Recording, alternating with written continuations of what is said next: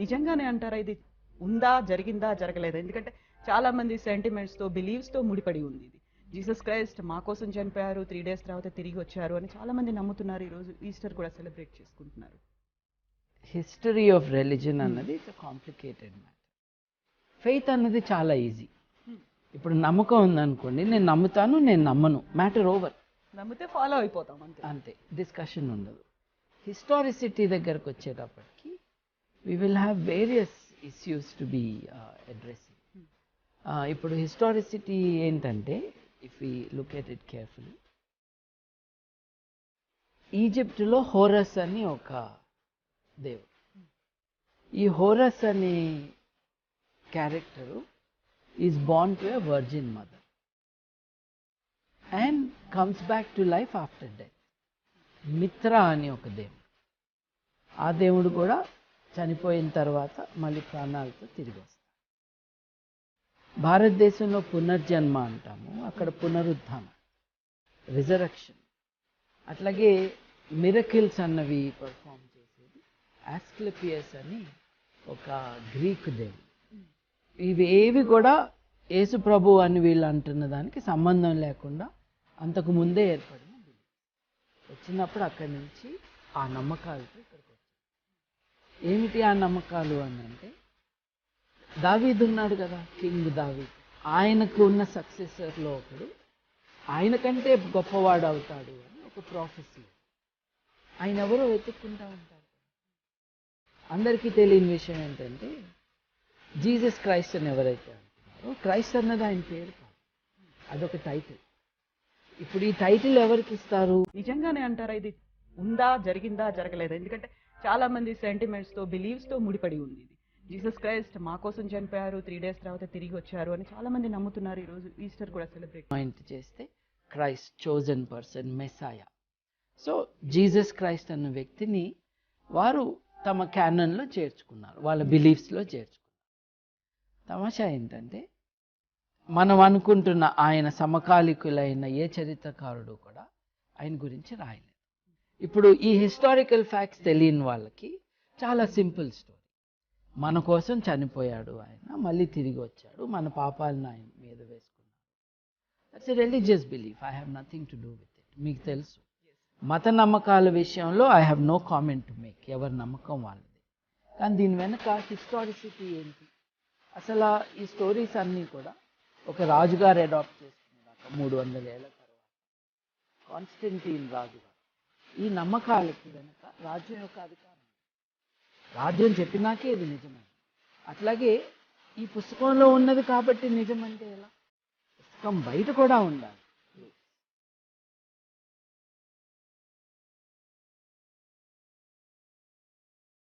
టీవీలకెక్కి నవ్వుతూ మాట్లాడినంత మాత్రాన అబద్ధాలు నిజాలైపోతాయి, దేవుడు లేడు అని నిరూపించేస్తాను అని అనుకుని కొన్ని అసంబద్ధమైనటువంటి ప్రేలాపనలు చేసినట్లుగా నేను మీకు వినయపూర్వకంగా మనవి చేస్తున్నాను. ఏంటి అనంటే, బాబు గోగినేని గారు చేసినటువంటి ఈ తప్పుడు చరిత్రకు సంబంధించినటువంటి మాటలు క్రీస్తు అన్న భావజాలం అంట అరువు తెచ్చుకున్నదంట. మొదటిది. రెండవది, యేసు క్రీస్తు అన్న వ్యక్తి అసలు చరిత్ర పురుషుడే కాదు అని చెప్తున్నాడు. యేసు క్రీస్తు అన్న వ్యక్తి చరిత్రలో నేనే లేడు అని చెప్తున్నాడు. ఏ చరిత్రకారుడు, ఆయన సమకాలికులుగా ఉన్నటువంటి ఏ చరిత్రకారుడు కూడా యేసు క్రీస్తుని గురించి రాయనే లేదు అని చెప్తున్నాడు.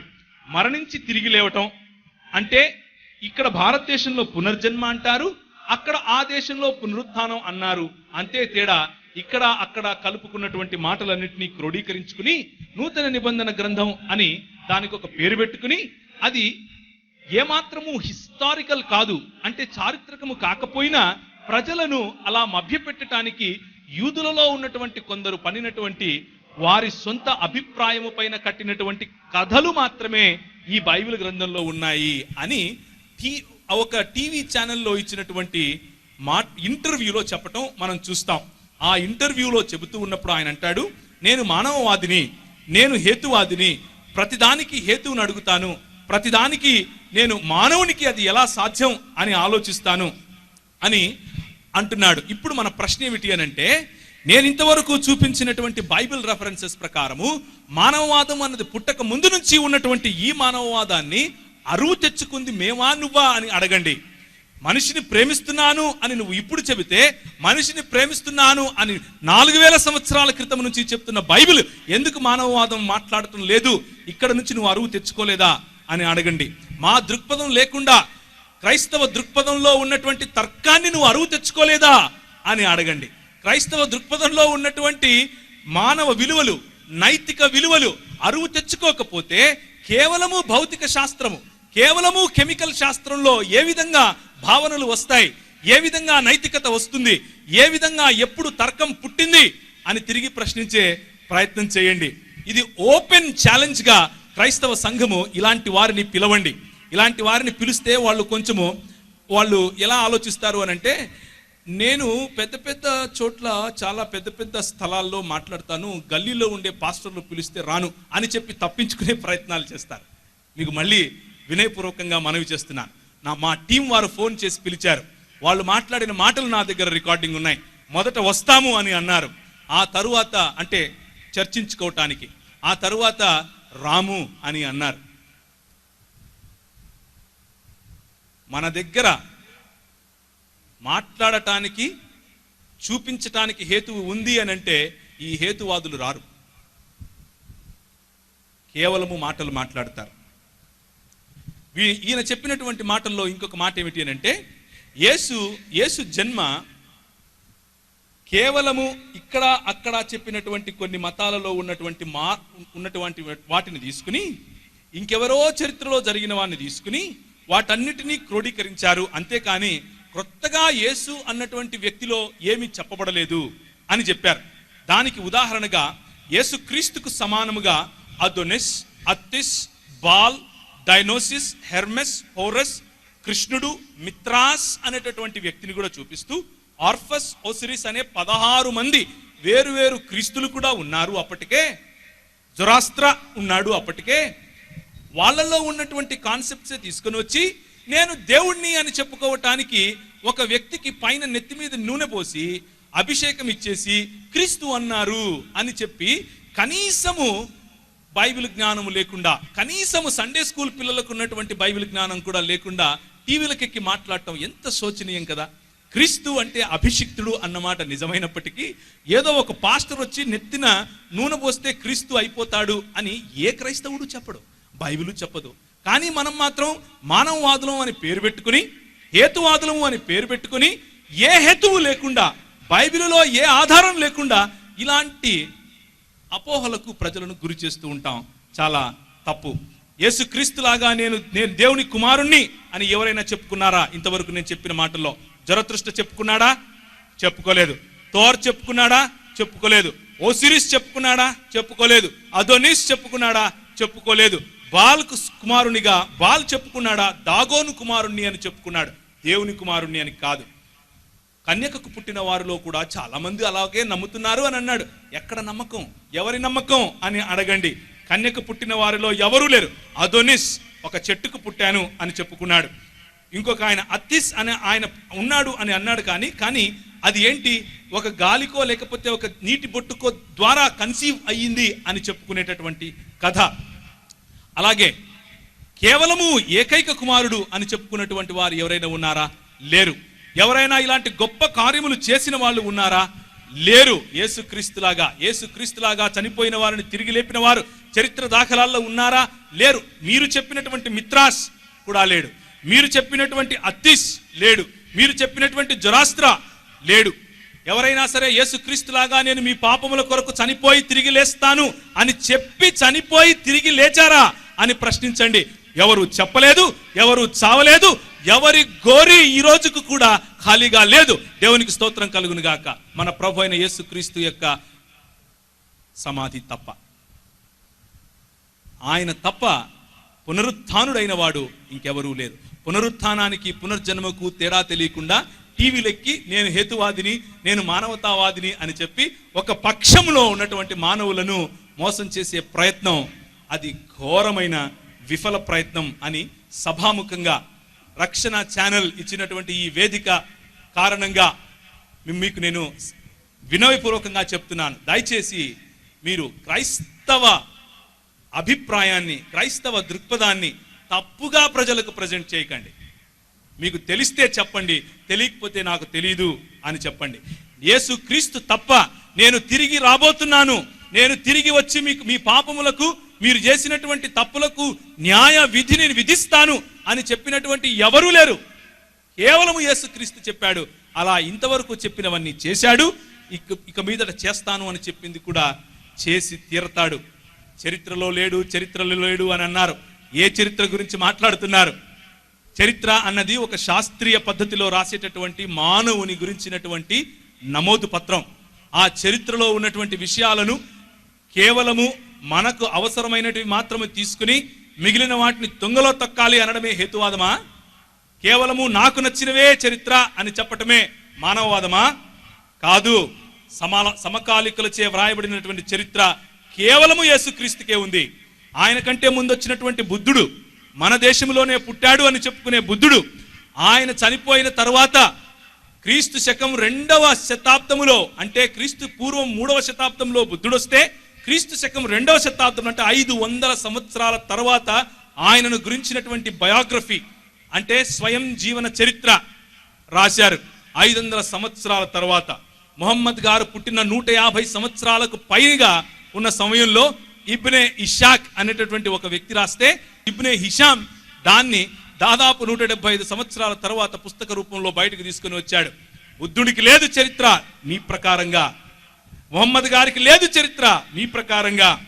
కానీ మా ప్రభు అయిన యేసు క్రీస్తు వారు ఆయన పుట్టి ఆయన చనిపోయి తిరిగి లేచిన 30 సంవత్సరాలకే అన్ని గాస్పెల్స్, మత్తయి, మార్కు, లూకా, యోహాను సువార్తలు మన చేతిలో ఉన్నాయి. అన్నిటికంటే ముందుగా కొరింథీయులకు రాసినటువంటి పత్రిక మన చేతిలో ఉంది. కేవలం 15 సంవత్సరాలకే ఆయన మరణ పునరుత్థానాలకు కొరింథీ పత్రిక మన చేతిలో ఉన్నట్లుగా మనకు దాఖలాలు ఉన్నాయి. 64వ క్రీస్తు శకం 64వ ఇయర్లో టాసిటస్ అనే ఆయన అన్నల్స్ లో రాస్తూ 1544 అంటే ఇది ఒక రెఫరెన్స్ రాస్తూ, ఆయన ఈ రాజ్యంలో ఫలానా రాజున్నప్పుడు, ఫలానా పిలాతు సమయంలో ఫలానా యేసు అనే ఒక వ్యక్తిని ఫలానా యూదులు దూషించాడు, దేవదూషణ చేశాడు అన్న నెపం చేత చంపారు అని చరిత్ర రాశాడు.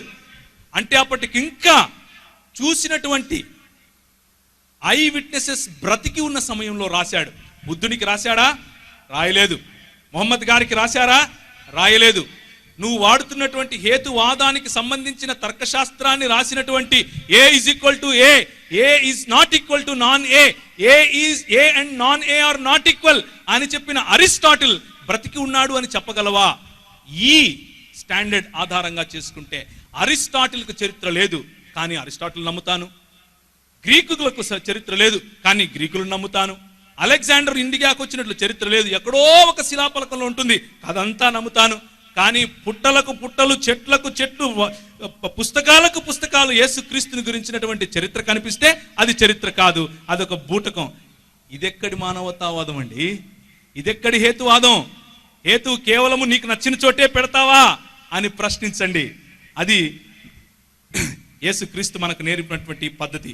ప్లైనీ ద యంగ్ 112వ సంవత్సరం, అలాగే జోసెఫస్ యాంటిక్విటీస్ అనేటటువంటి పుస్తకంలో ఒక యూద, అంటే క్రైస్తవేతరులు, వీళ్ళందరూ క్రైస్తవులు కాదు, క్రైస్తవేతర చరిత్రకారులు రాసినటువంటి చరిత్ర ఇది. యేసుక్రీస్తు మరణ పునరుత్థానాలకు 50 సంవత్సరాల లోపే రాసినటువంటి చరిత్ర ఇది. మహాత్మా గాంధీ గారు చనిపోయిన దాదాపు 15-20 సంవత్సరాలకంతా మహాత్మా గాంధీ గారి గురించినటువంటి బయోగ్రఫీస్ వచ్చాయి.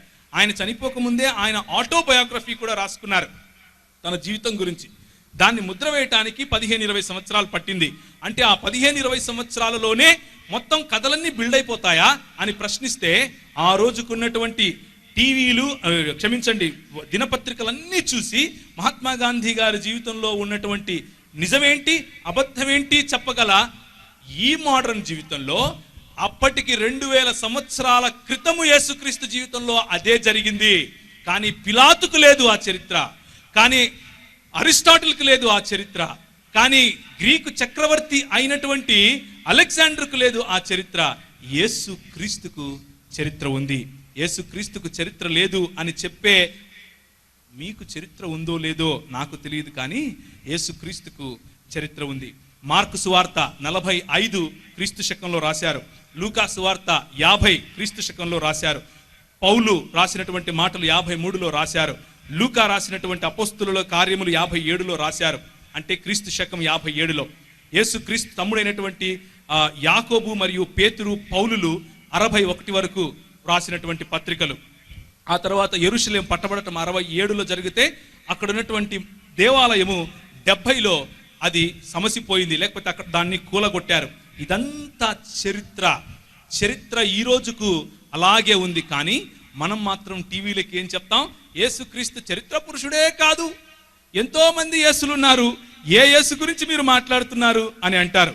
ఎంతో మంది ప్రవీణ్లు ఉన్నారు, ఏ ప్రవీణ్ గురించి మాట్లాడుతున్నారు అని అంటే, నాకొక ఆధార్ కార్డు ఉంది, నాకొక తండ్రి పేరు ఉంది, నాకొక ఊరి పేరుంది, నాకొక అడ్రస్ ఉంది. అందుకనే బైబిల్లో ఉన్నటువంటి యేసు ద జీసస్ ఆఫ్ నజరత్ అని పిలిచారు.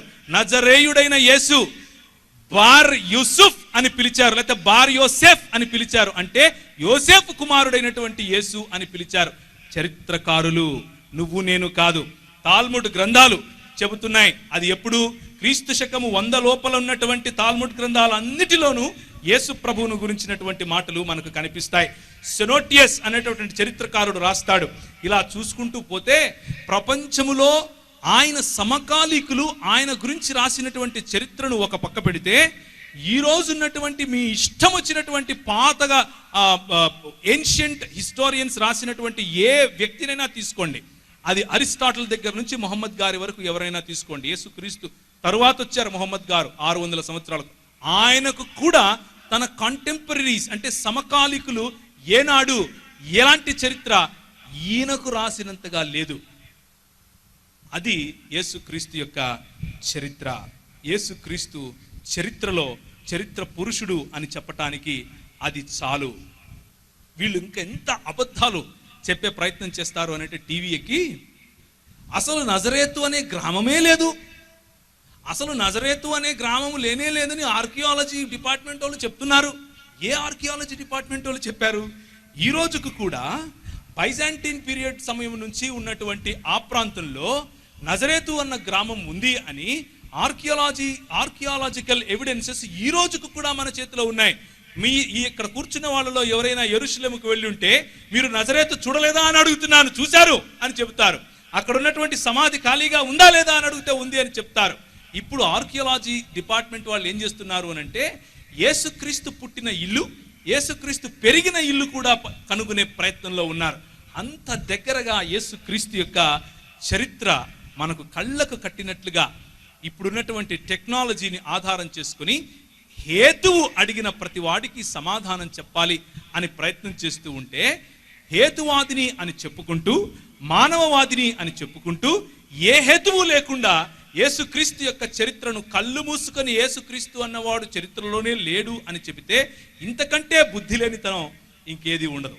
ఎందుకు అనంటే, ఆ చెప్పిన వాడికి చరిత్ర లేకుండా పోతుంది. కొన్ని రోజుల తర్వాత ఎవడు గుర్తుపెట్టుకోడు, యేసుక్రీస్తు కలకాలం గుర్తుపెట్టుకుంటారు. ఎందుకు అనంటే, ఆయన చరిత్ర పురుషుడు కాబట్టి.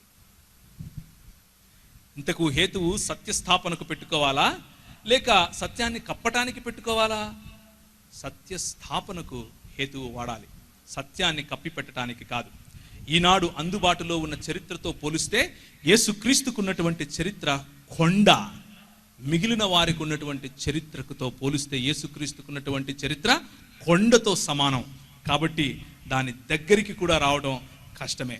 ఈ చరిత్ర పురుషుడు ఇంతకు ఏం నిరూపించాడండి అని ఆలోచిస్తే, ఆయన గురించి ప్రవక్తలు చెప్పిన మాటలన్నిటినీ ఆయన గుర్తు చేస్తూ, ప్రవక్తలందరూ నా గురించే రాశారు అని చెబుతూ, మోషే నా గురించి రాశాడు అని చెబుతూ, యెషయా నా మహిమను చూచాడు అని చెబుతూ, ఆనాడు జకర్యా పలికింది నా గురించే అని చెబుతూ, ఆయన ఉనికి ఆయన పుట్టినప్పటిది కాదు, ఆయన ఉనికి ఆయన పుట్టక ముందు నుంచి ఉన్నది అని హేతుబద్ధంగా చెప్పిన మానవ హేతువాది క్రైస్తవ నాయకుడు, క్రైస్తవ దేవుడు అయినటువంటి యేసుక్రీస్తు ప్రభువారు. తన ఉనికి ముందు నుండే ఉందని చెప్పాడు. తన ఉనికి కేవలము మరియ గర్భాన పుట్టినప్పుడుదే కాదు, కానీ తన ఉనికి పురాతన కాలము నుండి శాశ్వత కాలము తన ప్రత్యక్షతను చూపించే ఉనికి అని చెప్పాడు. ఆయన చెప్పినప్పుడు ఆయన ఇచ్చినటువంటి ఆ ప్రవచనాల యొక్క నెరవేర్పును ద సన్ ఆఫ్ గాడ్ అని అన్నాడు. నేను దేవుని కుమారుని అన్నాడు. నేను మనుష్య కుమారుణ్ణి అన్నాడు దానియేలు చెప్పినట్లుగా. నేను నిత్య జీవాన్ని ఇచ్చేవాణ్ణి అని అన్నాడు కేవలం యెహోవా చెప్పినట్లుగా.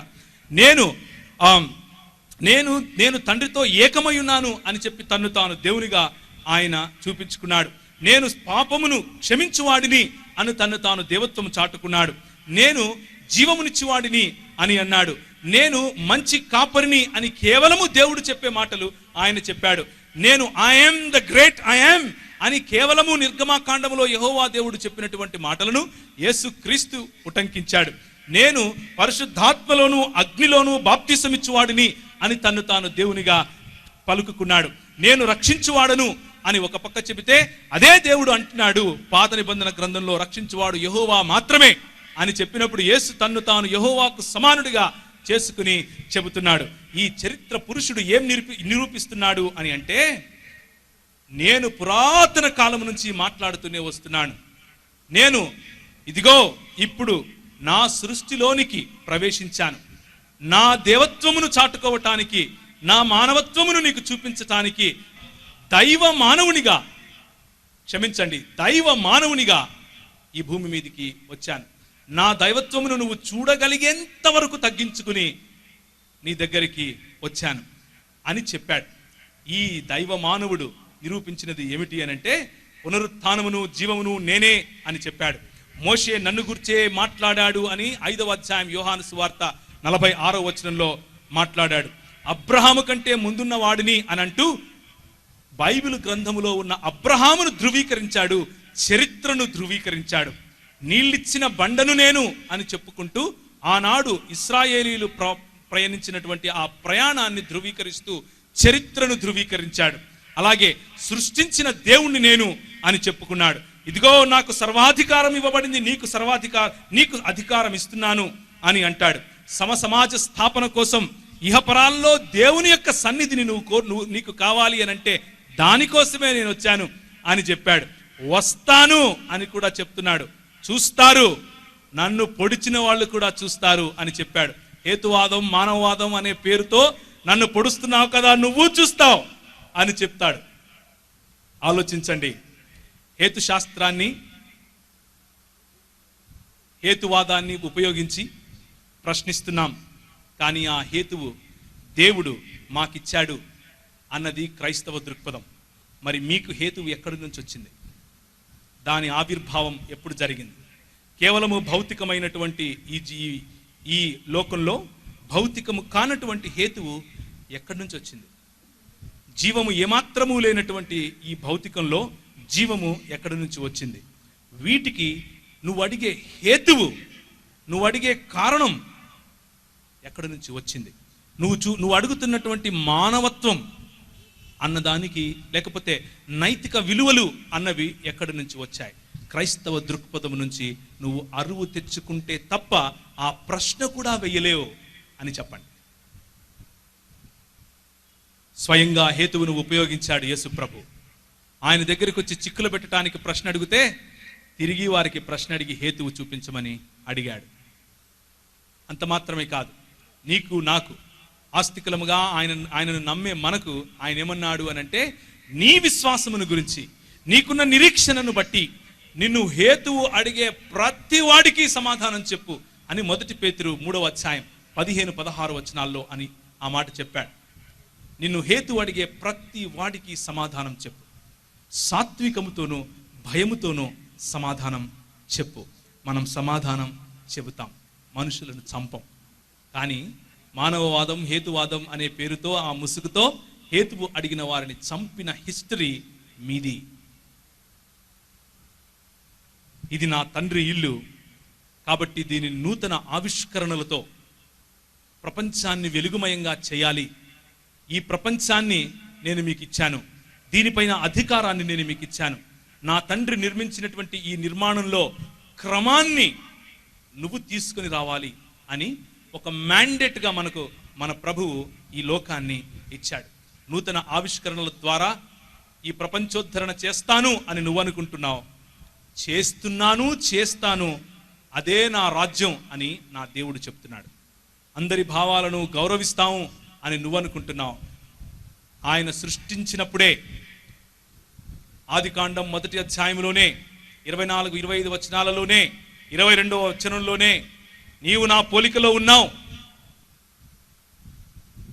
అని చెప్పి స్త్రీని పురుషుణ్ణి సమానమైన స్థాయిలో ఉంచాడు నా దేవుడు.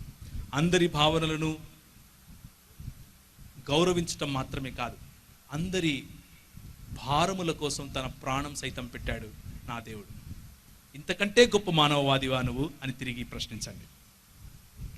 మతాన్ని, రాజ్య నిర్వహణను వేరు చేయాలి అని నువ్వు ఆలోచిస్తే, మతమే అవసరం లేదు, నా రాజ్యం చాలు, నా తండ్రి రాజ్యం ఇక్కడికి రావాలి అని రోజు ప్రార్థన చేయి అని నేర్పించాడు నా దేవుడు. ఇంతకంటే మానవవాదివా నువ్వు అని తిరిగి ప్రశ్నించండి. క్రొత్త ఆలోచనలను స్వాగతించినప్పటికీ ప్రతి ఆలోచనలను, ప్రతి దృక్పథాన్ని ప్రశ్నించాలి అని నువ్వు దానికి హేతువాదం అని పేరు పెడితే, ఈయన నా దేవుడు ప్రతి ఆలోచనను చెరపట్టి క్రీస్తు పాదాలకు తీసుకునిరా అని చెప్పి నాకు మ్యాండేట్ ఇచ్చాడు. ఇది క్రైస్తవ సంఘంగా మనకున్నటువంటి అధికారం. న్యాయస్థాపన, వివక్షరాహిత్యం, సమసమానత్వం కొరకు పోరాడతాను, హ్యూమన్ రైట్స్ అని నువ్వు ఒక బోర్డు పెట్టుకుంటే, హ్యూమన్స్ కోసం తన ప్రాణం పెట్టాడు నా దేవుడు. ఆయనను సిలువ వేస్తే దానిపైన యూదుల రాజంట వీడు అని నవ్వుతూ 3 భాషల్లో పెట్టారు. ఆయన నిన్ను చూస్తూ నా కోసం కాదు, నీ కోసం, నీ పిల్లల కోసం ఏడువు అని చెప్పాడు. ఇంతకంటే గొప్ప మానవవాదివా నువ్వు అని ప్రశ్నించండి. ఇక్కడ ఇప్పుడున్న జీవితాన్ని ఆనందించాలి, అంతేకాని ఏదో వస్తుంది, ఏదో చేస్తుంది అని నువ్వు ఆలోచించక్కర్లేదు అని చెప్పి నువ్వు దానికి మానవవాదం అని పేరు పెట్టుకుంటే, నా ప్రభు అంటున్నాడు, నేను నా రాజ్యాన్ని ఇక్కడికి తీసుకొస్తా, నువ్వు ఇక్కడ అక్కడ 2 చోట్ల, నా రాజ్యము ఇక్కడ అక్కడ 2 చోట్ల నువ్వు సంతోషంగా ఉంటావు, నా సమాధానాన్ని నీకు ఇస్తున్నాను అని తిరిగి లేచినటువంటి ఈ దేవుడు ధృవీకరిస్తూ ఏమంటున్నాడు అనంటే, షలాం మలైక్ అన్నాడు. దాన్నే అస్సలాము అలైకుం అని కూడా అనొచ్చు. అంటే నా శాంతి నేను మీకు అనుగ్రహిస్తున్నాను, నా సమాధానాన్ని నేను మీకు అనుగ్రహిస్తున్నాను. మానవవాదులు చెప్పే సమాధానం కాదు, కొట్లాటలు లేకుండా పోతే వచ్చే సమాధానం కాదు, నా సమాధానం. అది నువ్వు ఫలించటానికి, నువ్వు వృద్ధి చెందటానికి, నువ్వు విస్తరించటానికి, ఈ భూమిని నిండించటానికి, ఈ భూమిలో ఉన్న వనరులను నిర్వహించటానికి అవసరమైన రీతిలో అన్ని వనరులు ఇచ్చే నా తండ్రి రాజ్యము. పరలోకముందున్న మా తండ్రి, నీ నామం పరిశుద్ధపరచబడును గాక, నీ రాజ్యము వచ్చును గాక అని ప్రతి క్రైస్తవుడు చేసే ప్రార్థన మా హృదయాలలో, సంఘములో, ఈ సమాజం మొత్తములో ఆయన రాజ్య స్థాపన ద్వారా నిజమైన మానవవాదులము మేము. మా దగ్గర దొంగిలించుకున్న దృక్పథాలను తీసుకొని పోయి హ్యూమన్ రైట్స్ అని ఒక బోర్డు పెట్టి టీవీలకెక్కి మమ్మల్ని తిడతారా ఈరోజు? ఆలోచించండి క్రైస్తవ సంఘమా. నైతిక విలువల స్థాపన చేస్తాం, వాటిని పెంపొందిస్తాం, విమర్శనాత్మకంగా, హేతుబద్ధంగా వీటన్నిటినీ చేస్తాం అని మానవవాదులుగా పేరు పెట్టుకున్న మీరు మాట్లాడితే, నాలో పాపం చూపించే ధైర్యం ఉంటే ముందుకు రండి అన్నాడు. నాలో తప్పుంటే చూపించే ధైర్యం ఉంటే ముందుకు రండి అని ఛాలెంజ్ చేశాడు. అప్పుడున్న మత గురువులు చూపించలేకపోయారు, సామాన్య ప్రజలు చూపించలేకపోయారు, తన ఇంట్లో వాళ్ళు చూపించలేకపోయారు, చివరికి ప్రభుత్వం చూపించలేకపోయి చేతులు కడుక్కున్నాడు పిలాతు. తనను సిలువ వేసిన రోమా సైనికులు కూడా చూసి అన్నారు, ఈయన నిజముగా దేవుని కుమారుడే. నైతిక విలువలు ఎక్కడి నుంచి వచ్చాయో చెప్పలేని మానవవాదంలో ఉన్న నీకే నైతిక విలువలు గురించి మాట్లాడే హక్కు ఉంది అని అనుకుంటావా? నా దేవుడు నిలబడి నాలో నైతికత లేదని చూపించే ధైర్యం మీలో ఉంటే రండి అని పిలిచి ఛాలెంజ్ చేశాడు. ఆ దేవుణ్ణి అనుసరించే మనం నిజమైన నైతిక విలువలను పెంపొందించే మానవవాదులం అని తిరిగి చెప్పండి. నిరాశ కాకుండా ఆశావాదులముగా ఉంటాం. మతం కాదు అని చెప్పుకునే వాళ్ళు మనకు ప్రభువిచ్చిన నిరీక్షణ, మనకు ప్రభువిచ్చిన పాజిటివ్ యాటిట్యూడ్ తెలియక మాట్లాడుతున్నారు. ఇక్కడ నుంచి దొంగిలించాము అని కూడా తెలియక మాట్లాడుతున్నారు. ఎందుకు అనంటే ఈ భూమిలో ఉన్నప్పుడు నీకు సుభిక్షత ఉంటుంది, రాబోయే నా లోకం పరలోకంలో కూడా నీకు సుభిక్షత ఉంటుంది. నాతో కలిసి సమాజాన్ని స్థాపించటం మాత్రమే కాదు, దానిని పరిపాలించే అధికారము ప్రభు మనకిస్తాడు.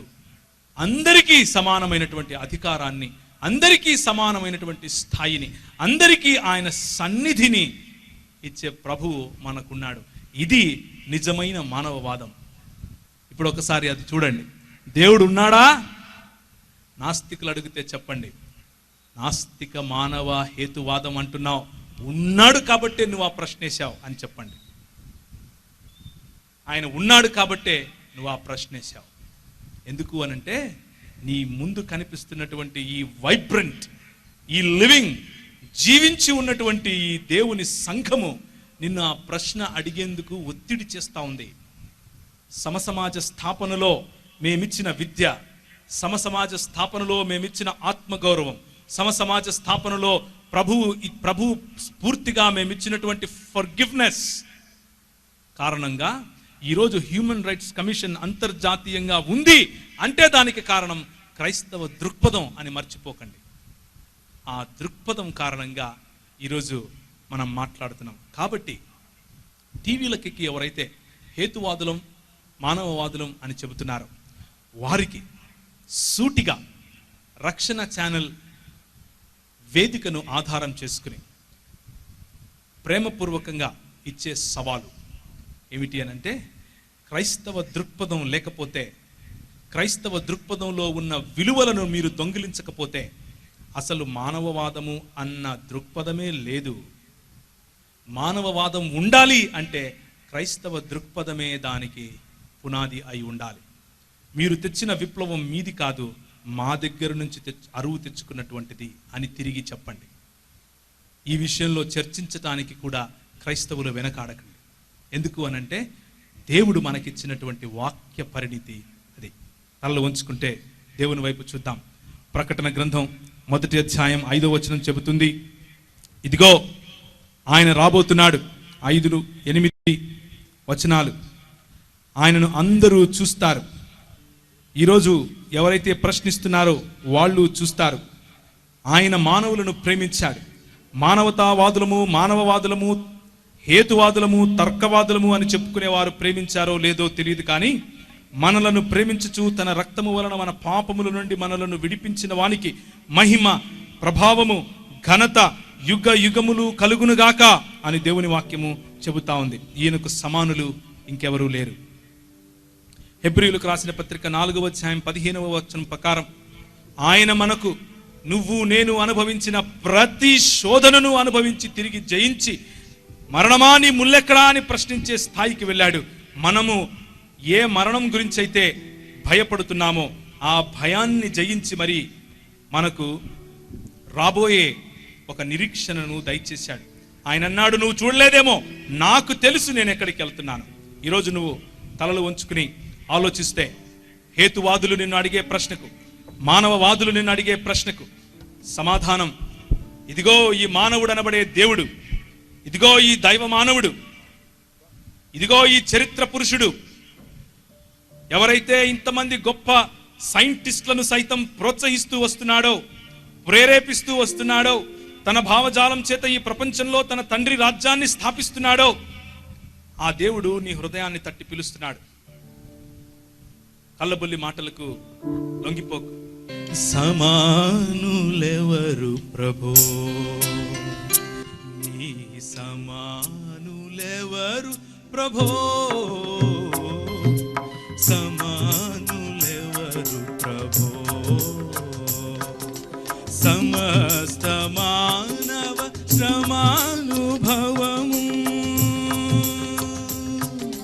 సమస్త మానవ శ్రమానుభవము సహించి వహించి ప్రేమించగల నీ సమానులెవరు ప్రభో.